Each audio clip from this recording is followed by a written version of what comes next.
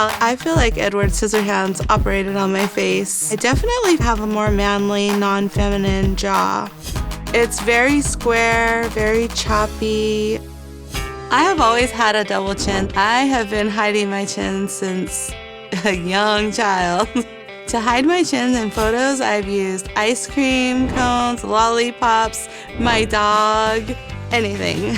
I was always self-conscious of that. So when I was 37, I went to a doctor to see what he could do. I found my surgeon online. I felt very comfortable with him, and he convinced me to do an implant. He also convinced me to have a liposuction. I wanted to look better, so I went ahead and had the procedure. When I was in surgery, I woke up on the table because I heard the doctor and the anesthesiologist, they were screaming at each other. And I asked the doctor, "Are we done?" And he touched my chin area and said, "Go back to sleep." And I did. I knocked out again. A week later, when he unbandaged me and revealed my face, it was a nightmare. My chin was huge, and I had incisions over here, and then the one from the implant, which is right here, and I had a scar going all the way down here. I felt like I was a monster. He said, "Don't worry about it, you're swollen. Give it time to heal." It never healed. And I just had to learn to live with it. There's not like a return policy on your chin. Being the owner of a hair salon, people look at me as the face of my hair salon, and this has affected me tremendously because I can't really focus on a lot of other things because I'm focusing on if somebody's looking at my chin, and it's uncomfortable. I want to be glamorous. I want to be beautiful. Interesting patient. This is Michelle, who had some type of chin surgery, and now apparently she has some irregularities. Okay. And that's about as much as I know. Let's take a look at her photos. Oh. Ooh, wow. That's a significant deformity. So, should we see her? Yeah. Can you please send in Michelle? Michelle. Hi. Dr. Nassif. Nice to meet you. Dr. Nassif is adorable. Up close, far away. Oh, he's perfection. We'd love to hear your story about your chin and your neck. Okay. So I went into the doctor. He looked at my chin area, and there was like a double chin and some loose skin. So he said that I should put an implant and I should get some liposuction around my face and stuff. What kind of doctor was he? He is a board-certified plastic surgeon. Okay. Yeah. 2 days after, he took the bandage off to see, and immediately there was like a little lump here, and then there was a ball here, and he said that this was scar tissue, and this, he wasn't sure what this was. Scar tissue After 2 immediately days. after surgery? Scar tissue does not form that quickly after surgery. If Michelle had a wound problem, it was because the surgical procedure reduced the blood supply to the overlying soft tissue and caused the tissue to die. How's the feeling around here? This side is always a little bit tender, and that's where he said the scar tissue was. He cut it out. That's why I have a scar going all the way up. He cut on the outside of your neck? This was the wrong procedure, the wrong approach, the wrong everything to do to Michelle. You don't put scars on the outside of the face. That's not the worst part. Uh-oh. On my last post-op, my appointment was really early in the morning, and I was waiting in the parking lot in the back, and there's this minivan that pulls up right next to me. This guy opens the door, falls out, and crawls over and starts pulling on my handle, and I notice that it's my doctor. Wait a minute, hold on. Okay, wait a minute. Your doctor's a drug addict. I rolled the window down and was like, do you need something? He's all, "Let me in." And I was like, Let me in. and I said, and then he's like, "Just come inside, just come inside." He doesn't have shoes on. Oh. His hair is a mess. And Pulled an all-nighter. we get in the facility, and he's like, "Help me get one of his white jackets." There's no one in his office to help him? Just the two of you alone? Just the two of us, but then a staff started coming in. He says, "Never speak a word of this," and I said, "Okay." Oh, boy. The doctor-patient relationship is one of the most sacred relationships in any profession. And when a doctor tells you, "Don't tell this to anybody," you understand, because of the basic power structure between the doctor and the patient, why Michelle didn't run out the door screaming. And what do you do? I own a hair salon. and I'm the face of Michelada. That's your salon? Yeah. And do people make comments about the marks on your face?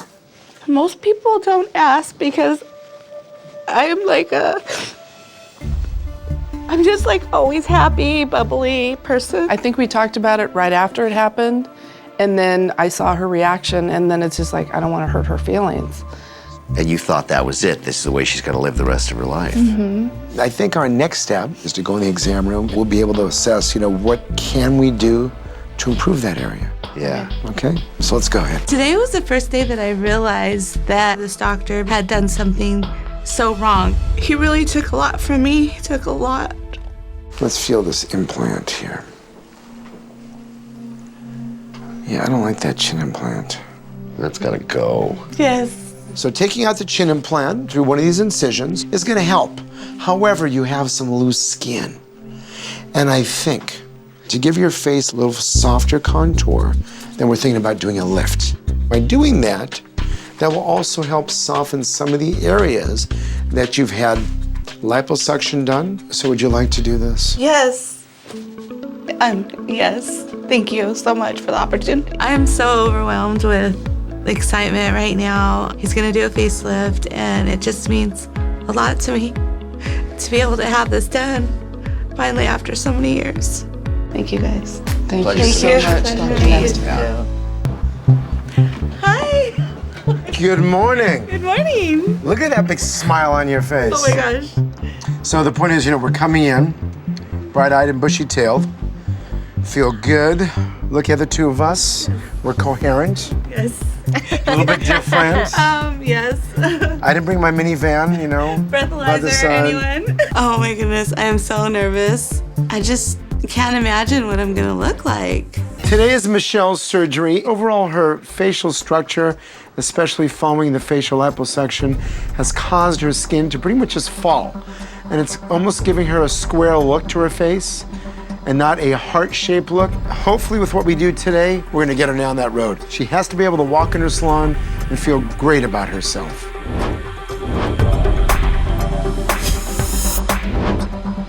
I will start Michelle's surgery by making an incision in the lower part of the chin and remove her old implant. I will then inspect the left side of her chin and debulk the fullness.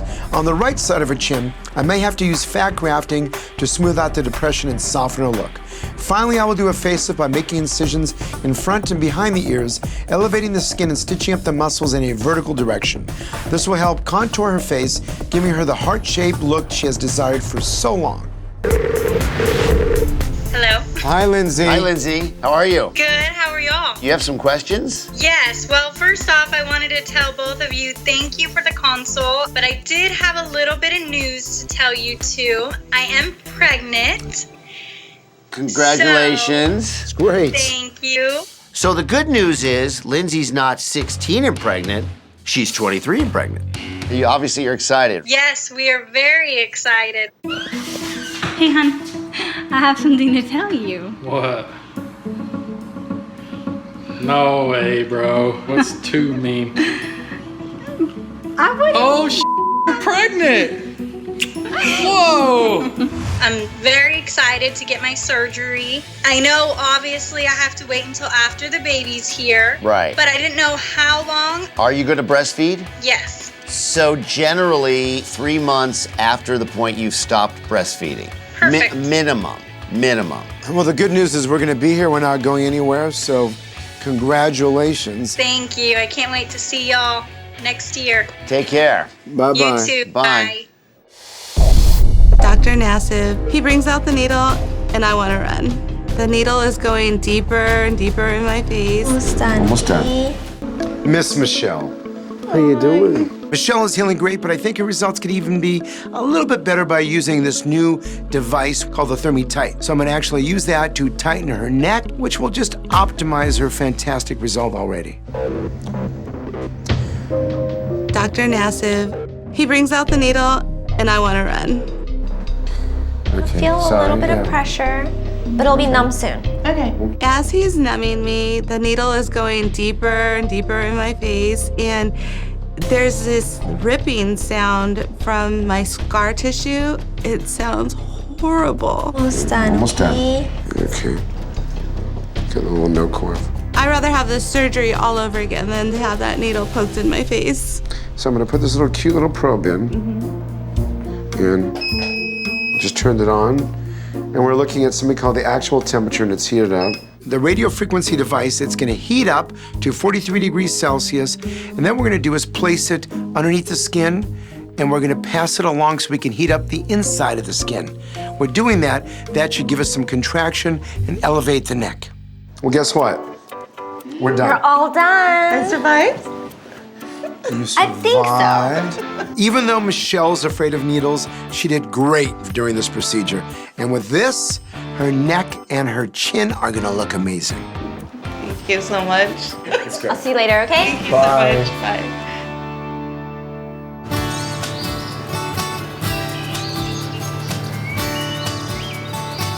This whole process has been amazing. Before my surgery, I hid my face a lot and didn't like to talk about what happened, how I got so damaged. And now I like to share my experience and let people know. I feel like I look beautiful inside and out. I just can't wait for what the future holds for me. What do you think she's gonna look like? Beautiful. All the people that are here, my aunts, my uncle, a lot of Michelle's clients, they're here to see how her face turned out. Hi, everybody.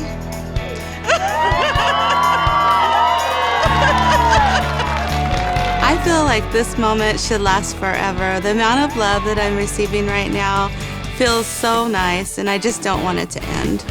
A lot of you didn't know that I had a really bad surgery done, and it was really hard being a hairstylist, working on all you beautiful women.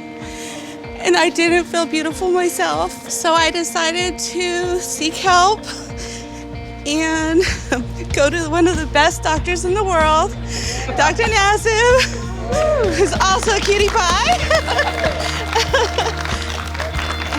And he did an amazing job. I feel like Dr. Nassif rode in on his white horse, and he truly was my knight in shining armor. You look beautiful. A traumatic surgery left me with a chin that looked masculine, lumpy, and dented. I felt like a monster. Now, since my surgery, I love my chin. It looks round, feminine, beautiful, and I could finally be the face of my salon. Oh, that's